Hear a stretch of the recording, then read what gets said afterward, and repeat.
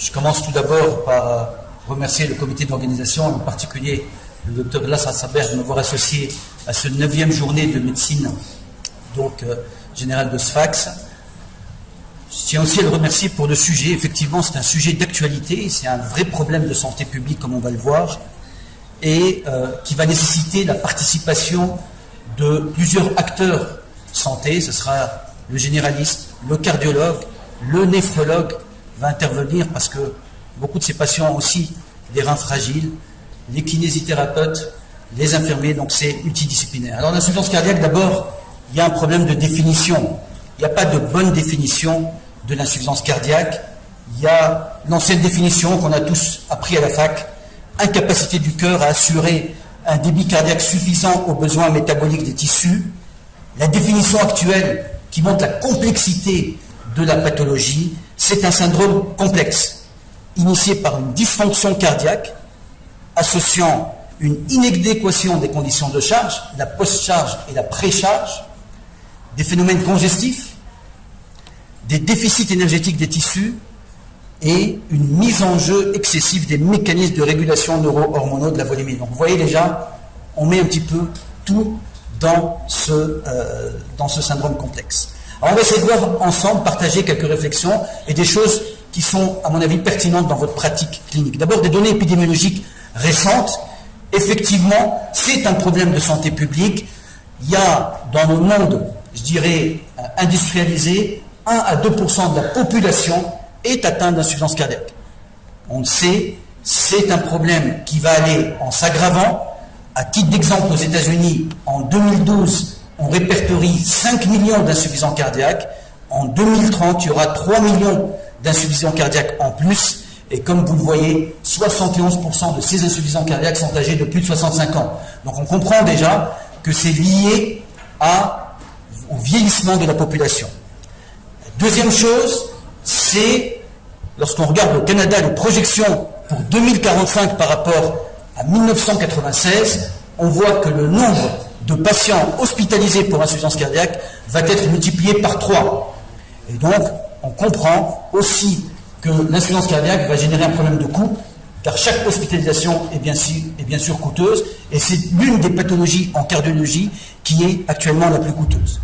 Je l'ai bien dit, c'est lié au vieillissement de la population. Plus on augmente dans l'âge, plus la prévalence de l'insuffisance cardiaque est élevée. À titre d'exemple, pour les sujets de plus de 80 ans, 10% seront insuffisants cardiaques. Bien évidemment, on voit venir des choses en Tunisie. Vous savez que le dernier recensement de la population tunisienne date de 2014, et en 2014, la population tunisienne est la population la plus âgée d'Afrique.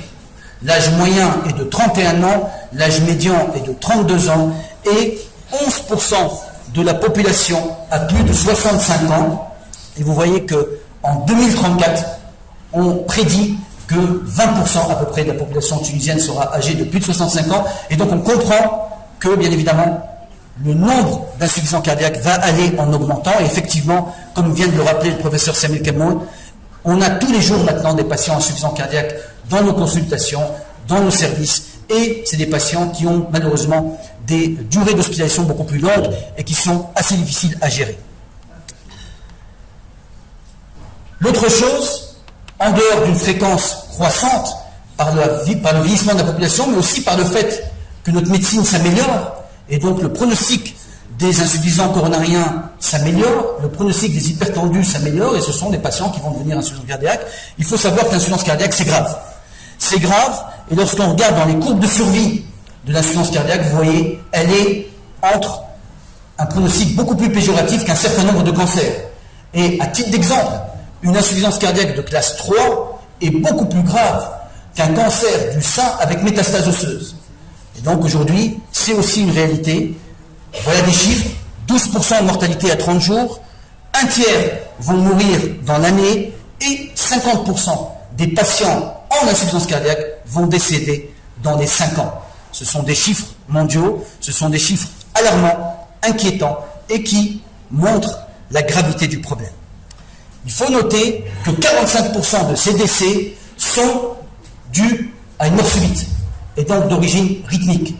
Globalement, les 3 premières années, c'est une mort rythmique par mort subite, et les 3 années d'après, c'est plus une mort mécanique par, je dirais, l'évolution de l'insuffisance cardiaque, l'aggravation du tableau. Alors, il y avait quelques chiffres qui étaient rassurants. Jusqu'à 2010, on disait que la mortalité d'insuffisance cardiaque semble quand même régresser. Mais, en regardant un petit peu les dernières statistiques, vous voyez qu'en décembre 2015, un rapport américain dénote que entre 2010 et 2014, il y a une augmentation de la mortalité de l'insuffisance cardiaque. Donc, quelque chose beaucoup plus grave. Bien évidemment, la population vieillit, l'insuffisance cardiaque touche des sujets de plus en plus âgés, mais ce qui est intéressant, c'est que lorsqu'on regarde le détail de ces décès, on constate qu'ils meurent moins de leurs problèmes coronariens, mais qu'ils meurent plus de problèmes non cardiovasculaires. Non cardiovasculaires tels que le cancer, tels que le diabète, les maladies respiratoires chroniques, les maladies rénales, et donc les problèmes non cardiovasculaires deviennent aussi une nouvelle cible pour diminuer la mortalité des patients insuffisants cardiaques. Et vous voyez ici le rôle déjà d'emblée du médecin généraliste pour détecter ces problèmes, car le cardiologue n'a pas ni les moyens ni la formation réellement pour détecter tous ces problèmes non cardiovasculaires, alors que vous êtes en première ligne pour identifier ces problèmes. L'insuffisant cardiaque aussi n'est pas insuffisant cardiaque aussi rapidement que ça s'intègre le plus souvent dans un continuum cardiovasculaire. Et vous voyez que ce continuum cardiovasculaire, on y rentre par la porte d'entrée ici, qui est facteur de risque. Hypertension, diabète, dyslipidémie, obésité, tabagisme. Et c'est vous qui allez détecter ces patients, c'est vous qui allez traiter en priorité ces patients d'emblée pour ralentir la progression pour ralentir la progression au niveau de ce continuum cardiovasculaire. Et vous voyez que l'insuffisance cardiaque, c'est le dernier palier du continuum cardiovasculaire, et on comprend pourquoi, malheureusement, la mortalité de l'insuffisance cardiaque est sévère.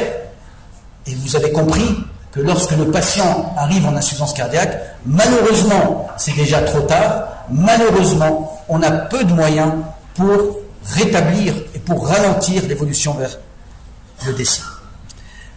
Alors, comment faire le diagnostic d'insuffisance cardiaque? Je vous invite tous à imprimer le parcours de soins de l'insuffisance cardiaque qui a été publié l'été dernier par l'HAS et qui a comme objectif, regardez, le principal objectif, c'est d'expliciter le processus de prise en charge d'un malade ayant une insuffisance cardiaque chronique en médecine de ville et notamment en médecine générale. Et donc c'est important parce que c'est vraiment un document extrêmement bien écrit, très simple, et qui permet de mieux comprendre le rôle du médecin généraliste, le rôle du cardiologue, la collaboration étroite qu'il doit y avoir entre nous pour pouvoir améliorer le pronostic de ces insuffisants cardiaques. Alors, le médecin généraliste, il a comme rôle, tout d'abord, le diagnostic, de penser à l'insuffisance cardiaque et d'orienter, dès qu'on pense à l'insuffisance cardiaque, de l'orienter vers le cardiologue pour confirmer ce diagnostic, et il va avoir un rôle dans le traitement, l'ajustement du traitement, comme je vais le montrer. Quand est-ce qu'il faut penser à l'insuffisance cardiaque? Il faut y penser devant des symptômes évocateurs d'insuffisance cardiaque. C'est l'essoufflement au repos ou à l'effort, l'orthopnée, la toux nocturne, les accès dyspnée paroxystiques nocturnes, le patient qui va se lever en pleine nuit, s'asseoir au bord de son lit, et puis après une demi-heure se rendormir de nouveau, ou celui qui va se lever en pleine nuit pour aller donc aux toilettes. Il faut y penser. Difficulté aussi à réaliser les activités quotidiennes. Mais il faut aussi savoir penser à des symptômes non spécifiques, en particulier chez les personnes très âgées, comme l'asthénie, la confusion, les troubles du comportement, les désorientations, les troubles du sommeil. Donc, la prise de poids rapide, quelqu'un qui prend 2-3 kilos, et je vous invite réellement à peser tous vos patients hypertendus, tous vos patients qui ont des cardiopathies donc chroniques, pour détecter la moindre augmentation de poids qui va vous orienter vers un tableau de congestion et d'insuffisance cardiaque. Et puis il y a des signes cliniques évocateurs, la tachycardie, le troisième bruit, le B3, le B4, la polypnée, des râles crépitants, la turgescence jugulaire, un œdème des membres inférieurs, donc des signes que vous connaissez, l'hépatomégalies, la turgescence donc des jugulaires, ce sont des signes évocateurs d'insuffisance cardiaque. Là, bien évidemment, on va demander 2 examens simples, un électrocardiogramme, une radio de thorax, et l'électrocardiogramme est rarement normal. Il peut être normal dans le tableau d'insuffisance cardiaque aiguë, dans l'insuffisance cardiaque chronique, il est rarement normal. Il va montrer un bloc de branche gauche, une hypertrophie ventriculaire gauche, une tachycardie, des troubles du rythme parfois. Et la radiothorax, bien sûr, peut aussi vous orienter lorsqu'il y a une cardiomégalie, lorsqu'il y a un épanchement pleural, lorsqu'il y a des signes de congestion. Alors, dans les recommandations de la Société européenne de cardiologie, on est là, on a une insuffisance cardiaque chronique, on demande un électrocardiogramme, on demande possiblement une radiothorax, et puis on a deux possibilités. On a la possibilité de l'échocardiographie, et on a la possibilité aussi du dosage du BNP ou du NT-proBNP, c'est ce qu'on appelle l'approche biologique de l'insuffisance cardiaque.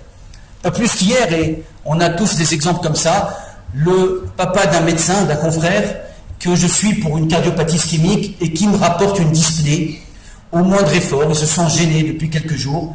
Très simplement, je lui demande un NT-proBNP qui revient négatif à 100 picogrammes par millilitre, et là, je suis tranquille. J'exclus de façon, je dirais, objective l'insuffisance cardiaque. J'aurais pu aussi demander une échographie cardiaque à la recherche des élévations de pression de remplissage, mais c'est aussi intéressant de chiffrer, d'avoir un chiffre de NT-proBNP que je pourrais garder d'ailleurs en référence plus tard pour savoir s'il y a un problème. Et vous voyez, si j'ai un ECG normal, j'ai un NT-proBNP inférieur à 125 picogrammes, ou si vous faites le BNP, vous pouvez faire le NT-proBNP ou le BNP inférieur à 35, on exclut l'insuffisance cardiaque. Bien évidemment, si ces valeurs sont plus élevées, alors il faut se méfier pour le NT-proBNP pour les sujets âgés, c'est des valeurs de plus de 1800, à ce moment-là, vous allez dire il y a de l'insuffisance cardiaque biologique.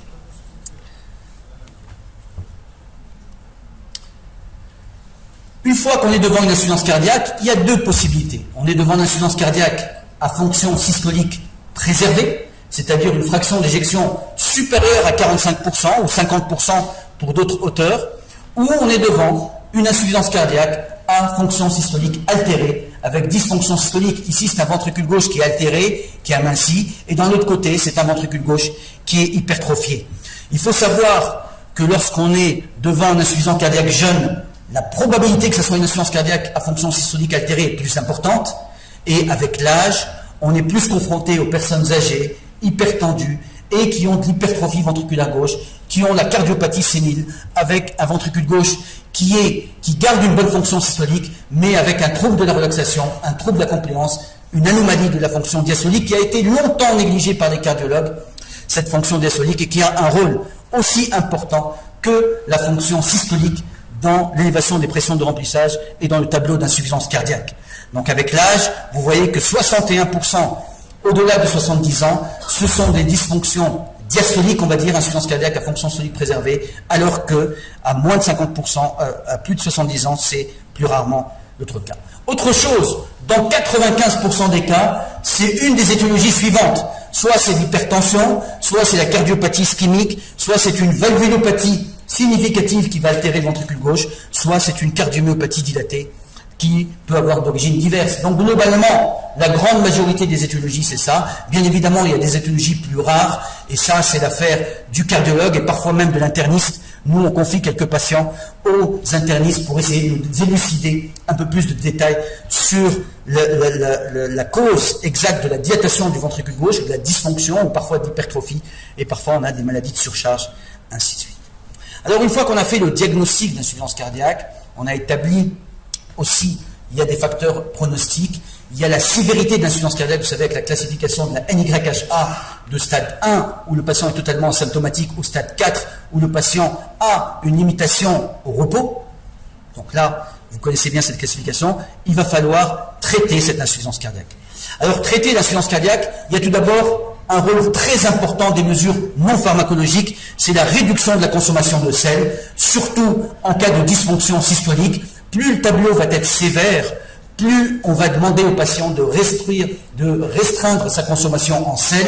Vous savez que le sel, 70% du sel est caché, et effectivement c'est un problème.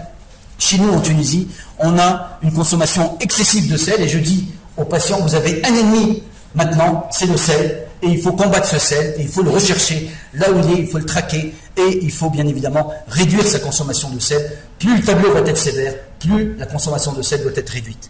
L'exercice physique régulier, pendant longtemps on a dit, vous êtes insuffisant cardiaque, vous ne pouvez plus bouger, restez dans un lit, c'est terminé. Le cœur, c'est un muscle. Le muscle, il faut le faire travailler. Plus on le fait travailler, plus il va être performant. Et aujourd'hui, on sait que la réadaptation cardiovasculaire améliore de façon significative la qualité de vie et réduit même le pronostic, la mortalité. Et aujourd'hui, on met ces patients dans des programmes de réadaptation cardiovasculaire et je peux vous dire que ça change complètement le pronostic de ces patients. La perte de poids, c'est important. Je demande tout le temps à mes malades d'acheter en premier lieu une balance. Il faut que l'insuffisant cardiaque se pèse tous les jours. Et dès qu'il va détecter une augmentation de 2 kg de poids, il doit consulter son médecin immédiatement, détecter qu'il y a une congestion avant, car on sait que cette prise de poids va précéder d'une semaine, très souvent d'hospitalisation, et grâce à ça, on est capable d'ajuster soit le traitement diurétique, soit de détecter une consommation excessive de sel, et d'ajuster les choses. Correction de l'anémie, c'est important car la grande majorité des insuffisants cardiaques sont anémiques. Et cette anémie, comme je vais vous le montrer, va nécessiter une supplémentation de fer. Elle est multifactorielle, cette anémie. Elle existe dans plus de 50% des cas.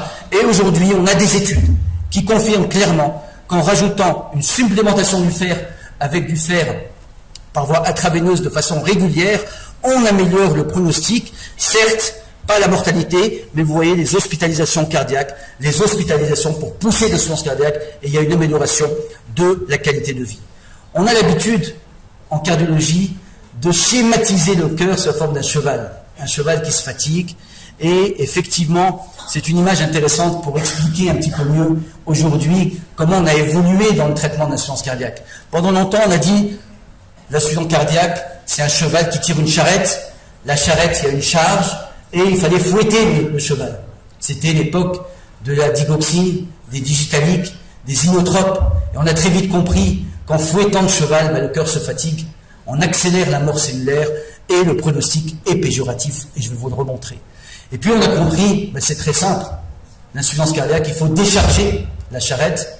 Et c'est l'époque des vasodilatateurs. Les vasodilatateurs artériels, les vasodilatateurs veineux, les diurétiques. Et en déchargeant le cœur, on améliore les performances. Et puis récemment, quand je dis récemment, c'est maintenant, on est à une quinzaine d'années, même plus, on a compris aussi qu'il fallait ralentir la vitesse du cheval. Et bien évidemment, c'est la période des bêta-bloquants. Alors que pour les plus anciens d'entre vous, vous avez tous écrit une règle d'or, pas de bêta-bloquants pour les insuffisances cardiaques. On nous l'a fait écrire en rouge, on nous l'a fait répéter plusieurs fois. Vous allez voir que c'est, bien évidemment, vous le savez maintenant que c'est obsolète. Et au contraire, ça améliore le pronostic. Alors, insuffisance cardiaque à fonction systolique altérée, qu'est-ce qu'on a? On a des recommandations. Globalement, il faut que tout insuffisant cardiaque avec dysfonction systolique doit avoir au minimum un diurétique de Lance, le furosémide, d'autant plus, la dose sera d'autant plus importante que la congestion est importante, que la fonction rénale est altérée, et bien évidemment, il faut éviter des fortes doses trop longtemps parce que ça peut aggraver aussi la fonction rénale, les déshydrater, et ça peut être péjoratif. Donc il faut adapter ces diurétiques en fonction du degré de congestion. Le patient doit avoir un IEC ou un ARA2 si le patient ne tolère pas les IEC. Il faut savoir que tous les IEC peuvent être prescrits, alors que les ARA2, ceux qui ont été validés dans les insuffisances cardiaques, c'est le candesartan, c'est le valsartan, c'est le losartan. Ce sont les ARA2 qui ont été validés dans des essais cliniques et les IEC, la plupart des IEC sont validés. Si, après ça, le patient reste en classe 2, en classe 4, on doit rajouter un anti-aldostérone. Et c'est la spironolactone, ou à l'étranger on utilise l'éplérénone, qui est extrêmement utile comme je vais vous le montrer. Alors juste une chose pour les diurétiques, on a comparé, est-ce qu'il faut donner des bolus de l'Azilix pour les patients qui sont en congestion, ou on a tendance maintenant de plus en plus à mettre du l'Azilix à la seringue électrique. Il faut savoir qu'il y a une étude qui a montré qu'il n'y avait pas de différence finalement entre le bolus et l'injection, un peu plus rapide. C'est vrai, on perd un peu plus de poids avec l'infusion, la perfusion en continu, mais globalement, aucun intérêt sur le pronostic. Par contre, j'aimerais attirer votre attention sur ça, parce que c'est très fréquent, c'est que très souvent, on rencontre que les patients qui sont en insuffisance cardiaque et qui reçoivent des diurétiques pour une poussée d'insuffisance cardiaque chronique, on voit parfois en perfusion du sérum physiologique, du sérum salé. Et aux États-Unis, un papier très récent de l'été dernier qui montre que 13% des insuffisants cardiaques qui arrivent en congestion à l'hôpital, ils ont une perfusion de sérum salé. Et cette perfusion de sérum salé, elle a été délétère, elle multiplie la mortalité par 2. Donc chaque fois que vous avez un insuffisant cardiaque, faites attention, c'est un petit détail, mais qu'on ne vous mette pas une poche de sérum physiologique avec du Lazilix, c'est quand même pas très logique. L'autre chose Les bêta-bloquants, j'en ai parlé, effectivement, les bêta-bloquants, il faut savoir qu'aujourd'hui, tous les bêta-bloquants ne peuvent pas être utilisés, c'est le carvedilol, le bisoprolol, et il y a aussi le nebivolol pour les sujets âgés, avec des doses modérées, et qu'il va falloir augmenter la dose. Et regardez, ça diminue la mortalité de plus de 35%. Plus de 35% de régression de mortalité, alors que les IEC ne diminuent la mortalité de plus de 14%, de 15%, et vous voyez ici, c'est autre chose. Je vous ai parlé de l'anti-aldostérone, ça a été validé par plusieurs études, l'étude RALS, 25 mg seulement, 25 mg de spironolactone, d'aldactone, par jour, chez des patients qui ont de l'insuffisance cardiaque avec dysfonction VG, en plus d'un IEC, en plus d'un bêta-bloquant, en plus d'un diurétique. Et là, vous voyez, réduction de 30% de mortalité et 29% de réduction de mort subite. C'est un antifibrosant, c'est un anti-arythmique. On ne le donne pas pour son action diurétique à très faible dose, on le donne pour son action antifibrosante. Et qui dit fibrose, dit trouble du rythme, car vous avez des mécanismes de réentrée. Dernièrement, tout récemment, au mois de juin dernier, on a validé même l'aldactone dans les patients qui ont très peu de symptômes, en classe 2. Pendant longtemps, on a dit pour les classes 3, classe 4, et là, regardez, pour les classes 2, même chose, pronostic amélioré. Donc, quasiment, je dirais maintenant, en dehors de la classe 1, tous les patients insuffisants cardiaques avec dysfonction sodique doivent avoir l'aldactone. Alors, bien évidemment, après ces 4 médicaments, on a plusieurs, si le patient reste symptomatique, si la fraction d'éjection est inférieure à 35%, si, en plus, la fréquence cardiaque reste supérieure à 70 cycles minutes malgré les bêta-bloquants à dose optimale, on sait aujourd'hui que c'est péjoratif. Un insuffisant cardiaque qui gagne une fréquence cardiaque de plus de 70 battements minutes va avoir une surmortalité par rapport à celui qui aura une fréquence à moins de 70. Alors il y a un nouveau médicament, j'en parle parce qu'il vient d'être introduit en Tunisie au début du mois de mars, c'est l'ivabradine. Et l'ivabradine, c'est un mécanisme un peu particulier, c'est un inhibiteur du canal IF, donc du nœud sinusal. Et bien évidemment, si le patient est en fibrillation auriculaire, l'ivabradine n'est pas indiqué parce que le nœud sinusal ne fonctionne pas. Et l'ivabradine permettait de diminuer la fréquence cardiaque de 75 à 64 battements minutes.